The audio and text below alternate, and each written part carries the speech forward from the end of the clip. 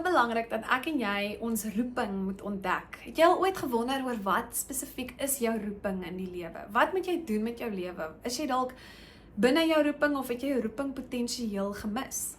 Ek hoor gedurig hierdie vraag en mense wonder werklik oor wat hulle roeping is. So ek het besluit dat daar definitiewe leiding vir ons is in die Bybel en dat ons dit moet bespreek vandag.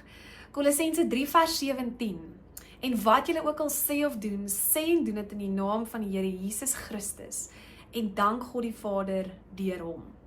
Hierdie enkele teks gee vir ons soveel nuwe moontlikhede en op dieselfde tyd help dit ons om ook te kan onderskei, is ons op die regte plek of nie? Doen ons nou die regte ding of nie? So dit gee vir ons regtig leiding en rigting, veral wat ons roeping aanbetref. So dis belangrik dat jy vandag hoor, dat jy kan letterlik enigiets doen. Wat jy ook al sê of doen, moet wel gedoen of gesê kan word in die naam van Jesus Christus. En die heel belangrikste van alles is om hom te verheerlik met dit wat jy doen, om hom te dank en om vir hom die eer te gee. So, mense vra my dikwels, maar moet ek emigreer? Of moet ek met hierdie persoon trou? Of moet ek hierdie ding doen? Ja of nee? Gelukkig is 'n mens se roeping glad nie gekoppel aan 'n enkele persoon, tyd of plek nie.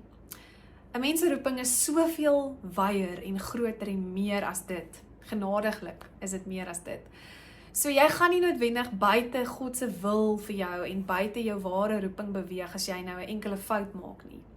Dis net wel belangrik dat jy jouself moet afvra, wat is my intensie en my fokus met dit wat ek nou doen? Wanneer dit is om God te verheerlik en te dien, dan is ons op die regte spoor. Ons kan koninkrykswerk doen op talle wyse, baie verskillende maniere.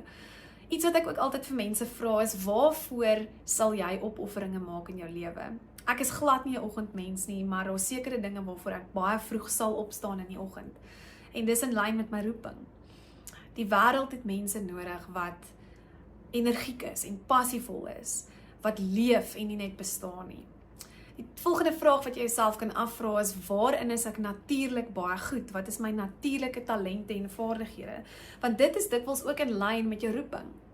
Dit waarin jy natuurlik goed is, en baie keer is ons nederig en beskeie en vergeet ons wat ons talente is. Iets wat dalk vir jou natuurlik kom, is dalk nie so maklik vir 'n ander persoon nie. So bly getrou aan jou unieke sterkpunte en gebruik dit om uiteindelik jou roeping te kan uitleef.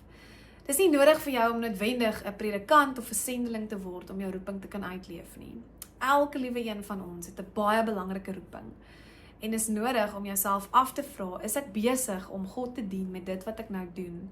Of hoe kan ek my fokus skuif, dat ek wel my roeping kan uitleef in my alledaagse lewe? Partykeer is dit net om 'n kopskuif te maak en anders te dink oor sekere goed in jou lewe. Ek hoop dit inspireer jou om jou ware roeping te kan uitleef.